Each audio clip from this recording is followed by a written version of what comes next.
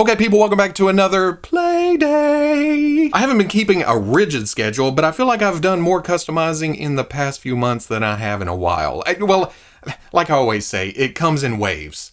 I'll go a little while and be like, well, okay, these companies are giving us all this stuff. But then during the slowdown periods, I get antsy. I get itchy. I need some new characters for the shelf. So I start making my own. Or things start showing up in the P.O. box. And it's crazy. I'm so appreciative of everyone who takes a moment to think of me. There are so many fantastic artists out there. Fantastic people just doing their thing in the action figure community. And I love it. As always, I'll have the artists and the base bodies and some of the customizing supplies linked in the description. So if you're wanting something or wanting to look at something, you should be able to find it down there. I usually miss one or two things because there's a lot to go through, but bear with me. It's always a work in progress. Always. Gonna do a little backtracking because you already saw this custom Star Wars Snoova on a previous playday. Was that the last one or the one before? I should have probably researched that, but you know me. It was a recent one. The head and the armor came from Syndicate Custom Creations, and oh man, I loved it. As soon as I saw it, I knew I'd have to build this. And then the body is the Star Wars Black Series Zalbar, or you can use the Solo Chewbacca, as long as it has the 2-strap option. Got a Darth Vader cloak, have a DC Universe Classics axe, and boom, done. But several comments pointed out a huge thing I missed. For some reason, I forgot to paint the nose, and that's been rectified. I have gone back and painted it. So now this Snoova is complete. Sometimes I get a little lost in the weeds, you know? There was the patches. What was I gonna use for the green? The silver? Is it gonna dry brush? Do I need to come back with a wash? Is it too dark? Is it too light? What about the eyeball? Am I gonna use water slide? Am I gonna paint it? What's going on? So I tend to forget little basic things like the nose. At least that's the excuse I'm going with, and you know what that means. Oh!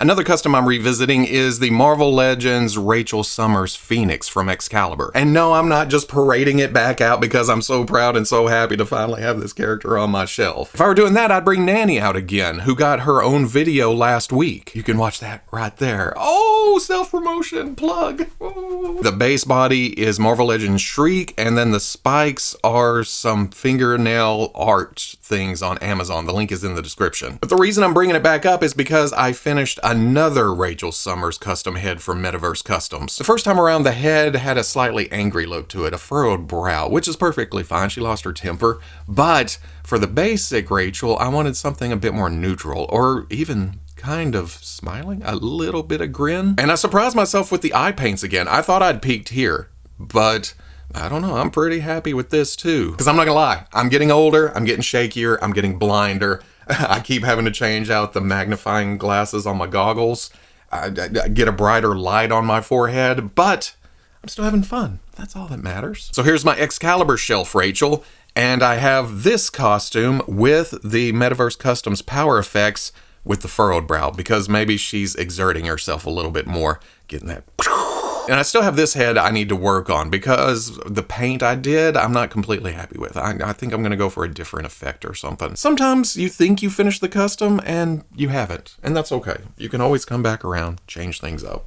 Nothing wrong with that. A Tale of Two Warlords. Once again, on a previous playday, I did a tiny little fix to the Hasbro Walmart exclusive Marvel Legends Warlord Xavier. I removed the helmet and did some snipping and cutting in order to get the helmet to sit a little further down and get the eyes looking more meaner in there. And I think at the time I had threatened to do the animated style X-Men 275 cover look for Warlord Xavier with the gold armor and the magenta stripes and cape, and here we are. I also bowled and removed the helmet on this one too, did the snipping, but while it was off, I could hit it with the gold without worrying about getting it on the skin tone. The shoulder armor is also easily removable, so I pulled that off, ripped the cape out from under it, and was able to paint that gold with no problem either. And for that, I used Army Painter's Speed Paint 2.0 Hoplite Gold. This is my new go-to for metallics, the Speed Paint 2.0 range, because this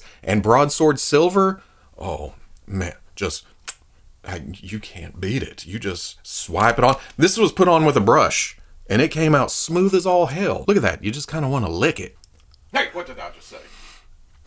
And then I just painted over the blue lines on the body with Army Painter War Paints Fanatic Impish Rouge. Rouge Rogue.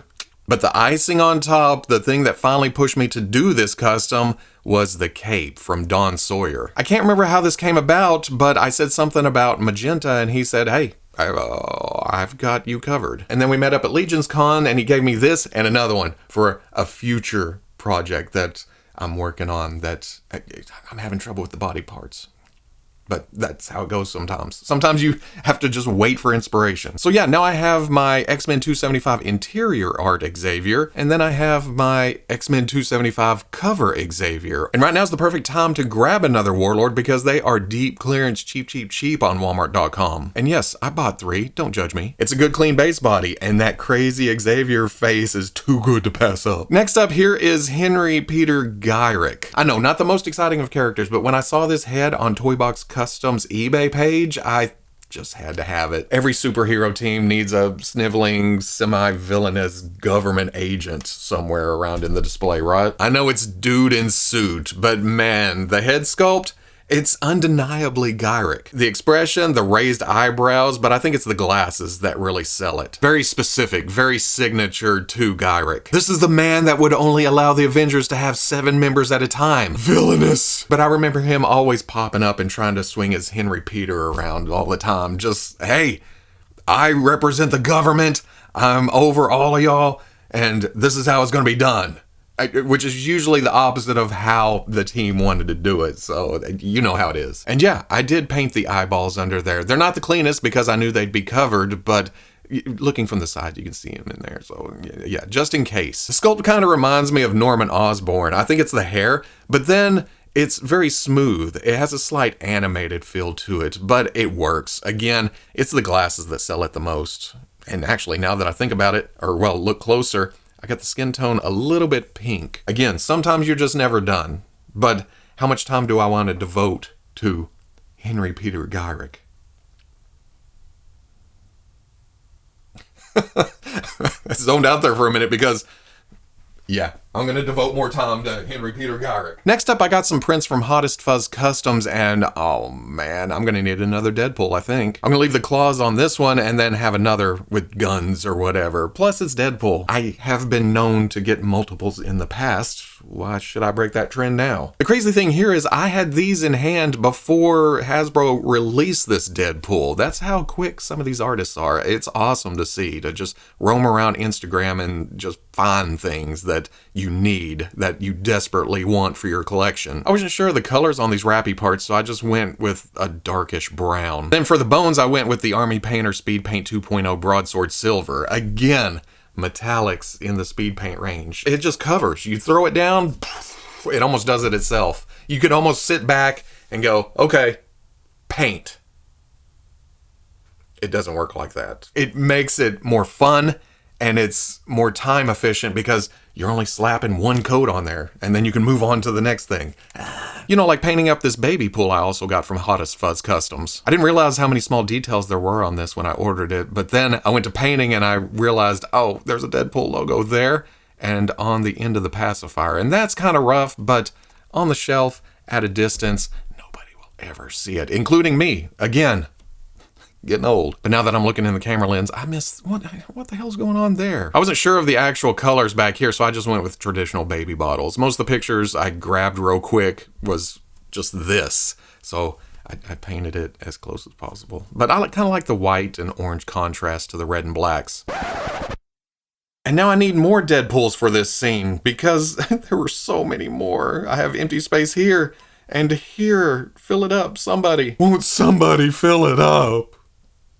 Speaking of Deadpool, though, I did get this Headpool popcorn bucket from AMC.com this week. Kind of a Christmas present to myself. I may end up repainting the helmet thing because it's kind of plain and plasticky, but then you get to the mask, and that's a rubber overlay. It is really, really nice. But then the eyes could probably use more detail, and the bone needs a wash, I think. And yeah, The propeller does spin. Woo. I will never use this for popcorn or any kind of food, but I can store weapons or accessories or figures. It's a toy box. How about that? It's a hefty size. It's got a clear stand. I'm happy. Let's get into the casting cave segment of this Playday. I've been getting stuff from Corey for years and years and years. In fact, way back, it may have been before Playday, when it was like figure or fodder or something earlier. I think it was my first order at Casting Cave. When I received the package, I opened it up and all the baggies had Robo on them. And I thought, well, how did you know that it was me? It was cool. So I've been getting stuff ever since. I have featured a Casting Cave Jim Lee Cyclops head before. This one with the flyaway hair, it's more action oriented and the visor is a little bit more flat. I absolutely love this, but this seems a little more accurate. The hair is a bit more subdued. The visor is a little bit more round. The facial expression is a bit more militant, a bit more serious. This one has, it's not a smirk, but for some reason I think of it as more emotional. This one's no nonsense. This one isn't taking any crap, but I would definitely find a place for this. And then the body's the animated Cyclops, where I remove the cell shading and then hit it with some dull. And for that, may I suggest Mr. Hobby Mr. Super Clear Matte. Or Mr. Hobby Mr. Super Smooth Clear Matte, which works just... I think this one kind of blends the paints a little better, the colors. But this one's a little more expensive, or at least that's how I remember it. But Mr. Hobby Top Coat Matte will also do you in a pinch.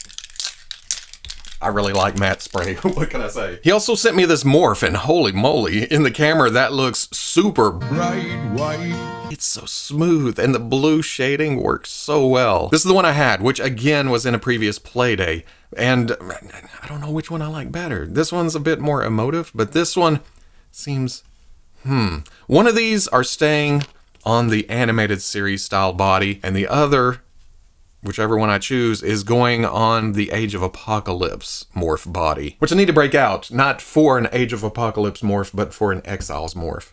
See if I need to change anything, which head will work better.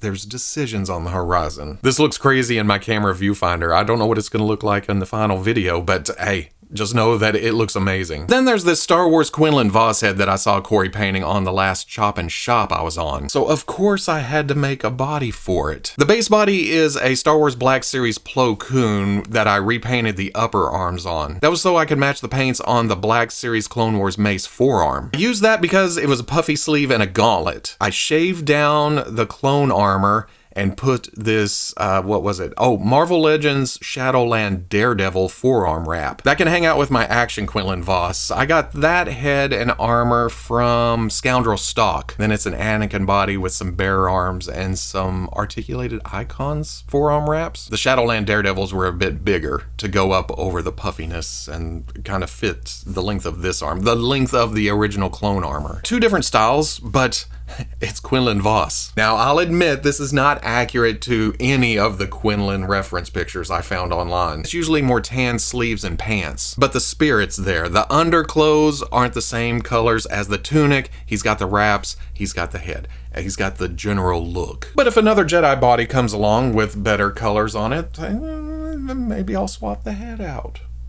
Who knows? Next up is a little care package from the Patina Prince himself, Matt Stein of 13Z Customs. He sent along this 4 Horsemen Mythic Legions Cavern Dwarf 2 Legion Builder. There is a method to the madness. Actually, are there... Oh my god, there's different horns. I did not know this. God dang, that is amazing. I don't know if I got them backwards or if there's even a right or wrong. I guess you could put them that way and that looks just as good if the camera would focus. There you go, look at that. Or how about we bring them down for some Longhorn style? Yeehaw! Camera's focusing on the backboard. Had to try the smaller horns out. You know, just playing. Just doing my thing. Like I said, there's a method here. Matt included a custom head, and when he told me he's only been painting for a little over a year, I told him, well, okay, I probably shouldn't repeat it on here because it's YouTube, but I was like, come on. But there's also a reason he's called the Patina Prince, because this is just eye-catching. I love some metal,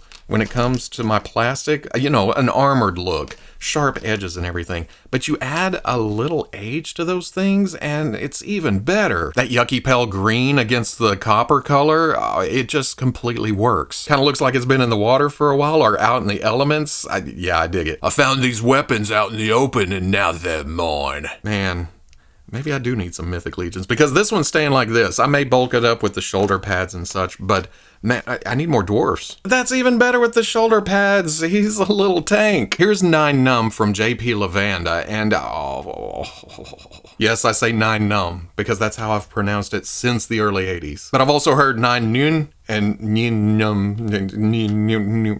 Yeah, you just say it however you want to. He is offering this kit on his Instagram, which is linked down in the description, but then the base body is the Star Wars Black Series Rose Tycho. This just captures the character. I do not know why we do not have a Nein Nunb in Black Series yet, but you got the spats down here, the head, and the red color. The base body is pretty much unrecognizable at this point. I think it's really just a couple of pouches and things ground off, especially here on the chest. But then there's also some extra mile because the hands are held on with magnets. So there's the standard relaxed hands or kind of hands. Then there's also trigger hands.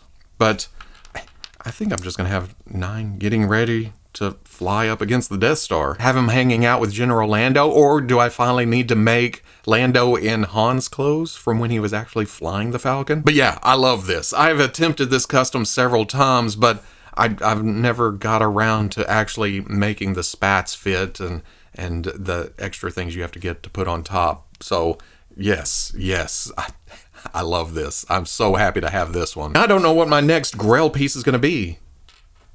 Probably Lobot.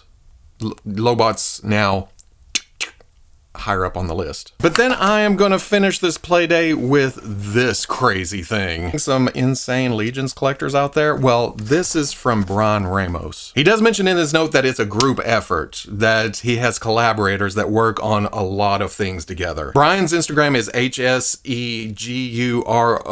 along with Guyan Art, Josh Brown Customs, and Rocket Fist Customs. But then he also points out that this center chest plug is from Von Burke Studios. People working together to make art. It's a beautiful thing. But yeah, here I am, Cosmic Legion's Robo. Brian calls this Robo DK, and this is the Cosmic Legion's tusk body painted in blue, because I kind of like blue. It's subtle, but there's two shades, two sheens of blue going on. The base coat is a matte blue, which again, I absolutely love. But then the texture parts, or the metallic parts, are a shiny blue. So it's a nice little contrast there that brings out detail. But there's also options. The tusk comes with this big honkin' collar piece, and of course it's been painted blue to match the rest of the armor. Then there's custom alternate heads like this shark helmet, and I love how this brings in a little bit of red and silver too to the overall color scheme.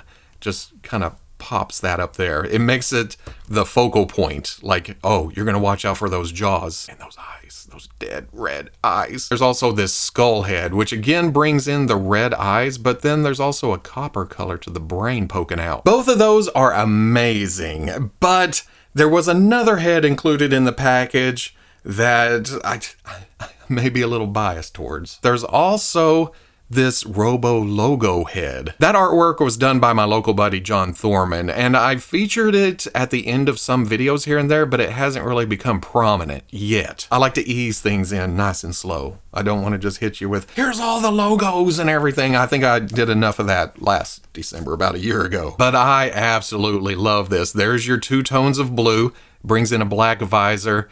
There's the beard sticking out from under the face mask with the browns and the grays, but then it also brings the hat into play. I never thought it would become my look, you know? I've tried other hats since, and it just looks wrong, like I'm in witness protection or something. Let's see what this does. Oh no.